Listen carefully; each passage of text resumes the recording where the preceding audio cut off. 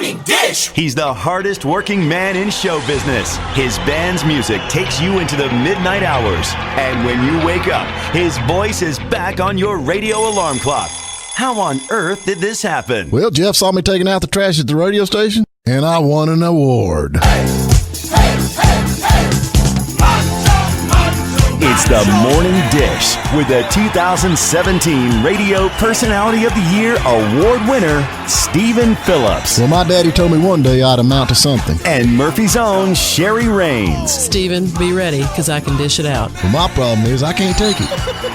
And Packy Smith is a winner, too. Are we all aware that 2017 was a few years ago? Well, all right.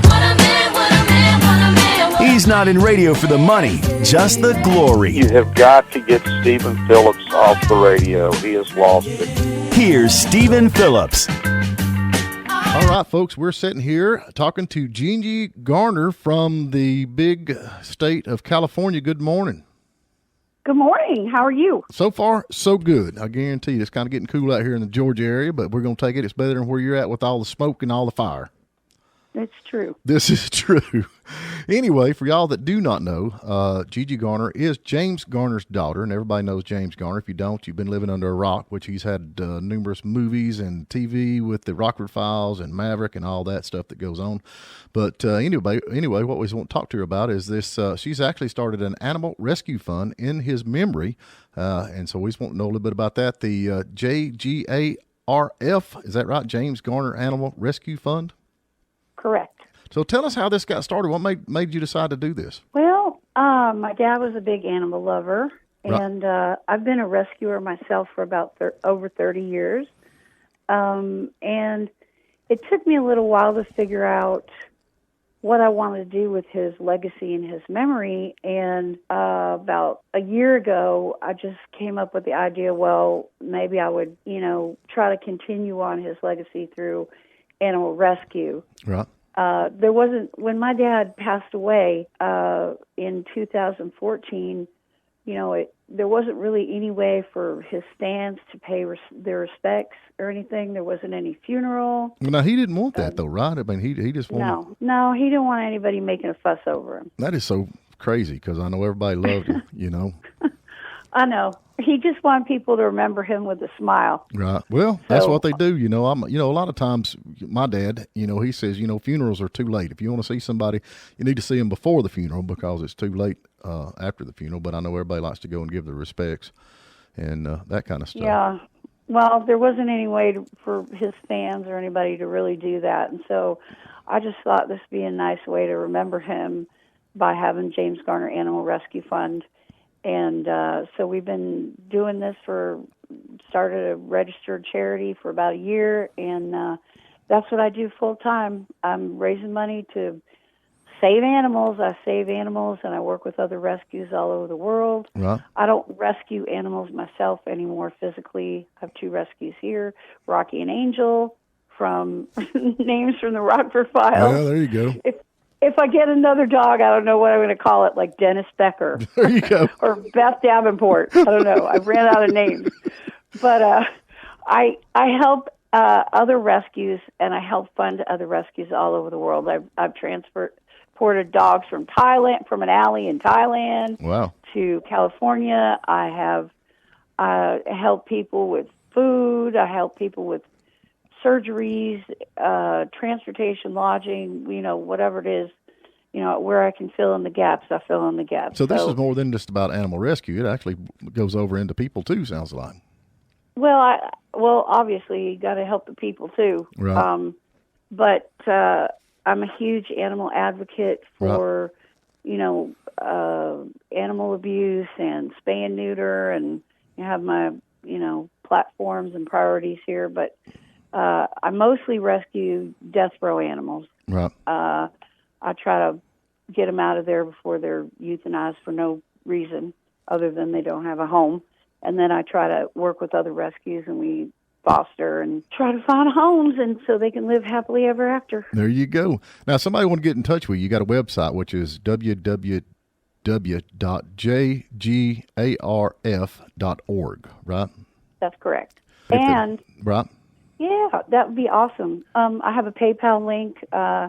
tied to the top of my Twitter page, and my Twitter is at Mavrocksgirl, MavrocksGirl, Maverick and Rockford together, Mavrocksgirl, on Twitter.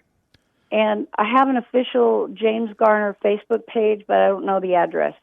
Well, all you got to do is type in James Garner on Facebook, and it's the first one that comes up, so it's easy to find. There's a bunch of them that are kind of fake, but mine is real, right? And it has his official signature autograph at the top, so that's how you know it. I actually got a friend request from you the other day, and I thought, oh, well, this has got to be real, but yeah. I'm terrible at Facebook. I got to admit it. I don't understand it. I don't know how to use it, but I'm doing my best. Twitter, I can do. Since 2011, I got Twitter down, but Facebook, nope.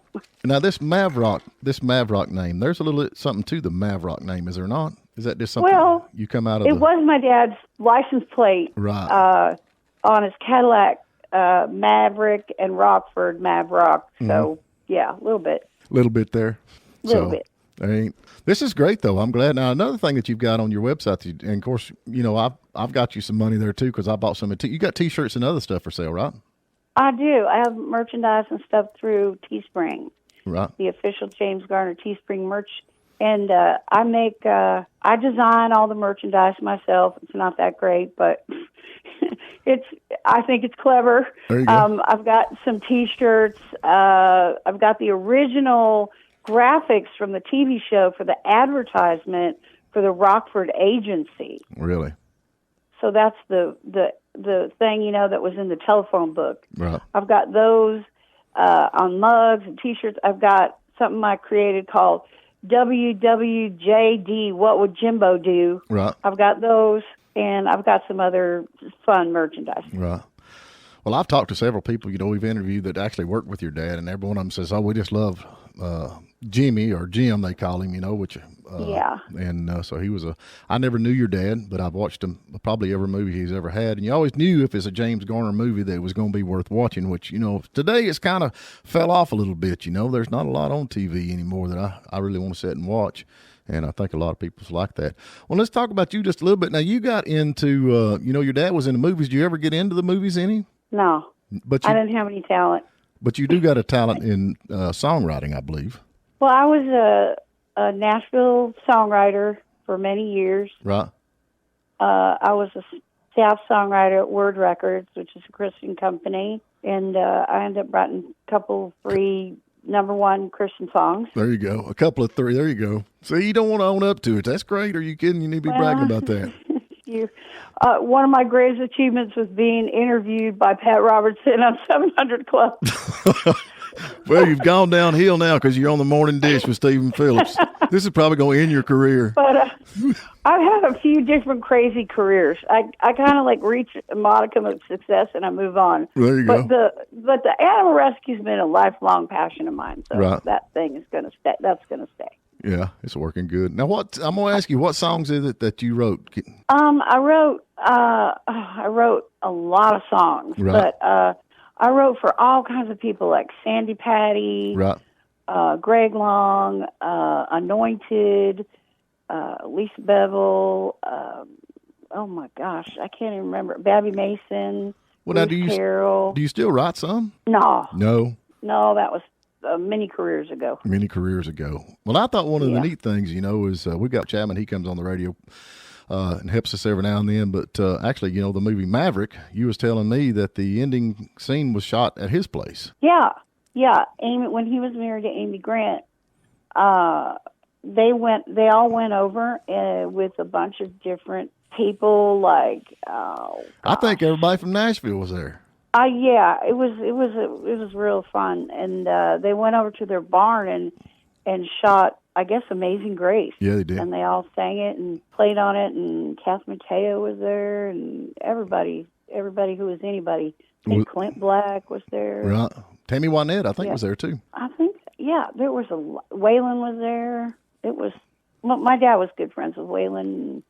Yeah, he was. He even went on the road with Waylon. Well, tell us about that. He was, you know, of course, and I know some of Waylon's crew from this side. I know Jigger and Richie and all them. You know? And they talked about it somewhere he's out on the road. But now he actually even cut a song with Waylon. He's got one song with Waylon. He did. Yeah. My dad was actually a really good singer. He's better than Clint Eastwood, I can tell you that much. Clint's terrible. I've never heard Clint Eastwood sing. Well, you're doing good. Yeah, don't. Yeah, watch his movies, but don't listen to him sing. Okay. No, my dad used to sing harmony with his two brothers, and right. My dad had a really good ear for harmony, and so he did cut a record with Waylon. And then recently I was listening to some of my dad's cassette tapes, and I found a record right. or a recording of my dad and Waylon where my dad was singing the lead. Oh, Lord. Well, you got to put that up. Everybody's wanting to hear that. Well, gosh, and it's the cutest song too. Right.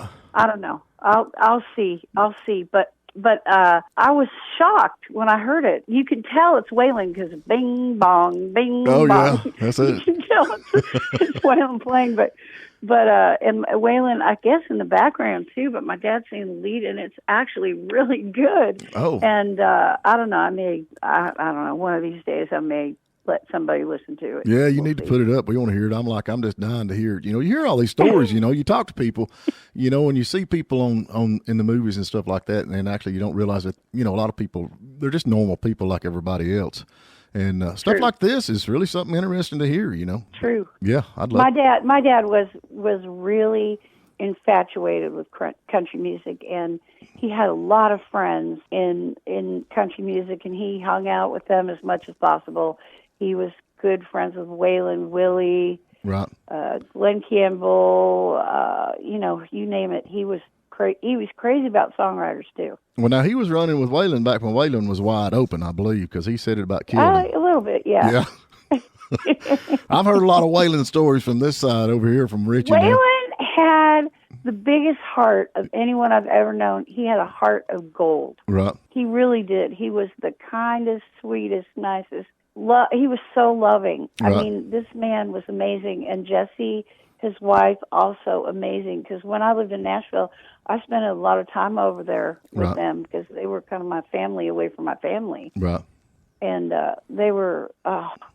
he was an amazing person. Yeah. It's funny you talk about being kids, growing up with kids that are from famous musicians and stuff. Chris Christopherson's got a son. I think he's a lawyer now. I think he's out in California. I'm not sure. But anyway, they were out here and I got to hang out for a couple of hours with them. And I was asking him, I said, man, what's it like to growing up with kids, from, all the, you figure Shooter and all these kids growing up. What was it like? And he said, they were just kids. And he said, we all thought that Willie's bus was just supposed to smell like that. We had no clue. So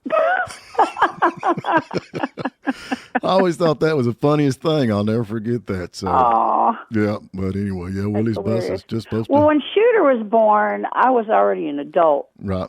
So, but I mean, it's so funny to look at him now because when he came out, he was this little toe-headed kid. Yeah, he still is. He's just older,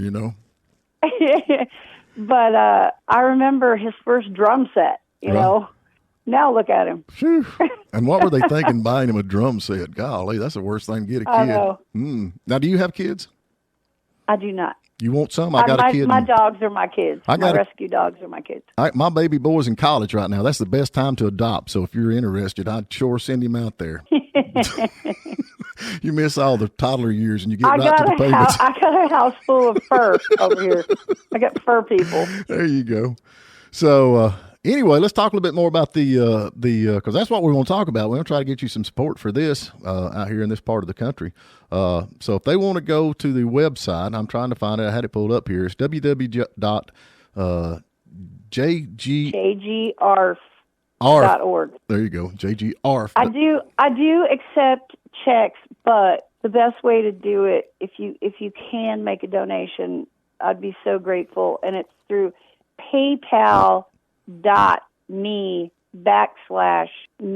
MS, and then my name, GIGIGARNER.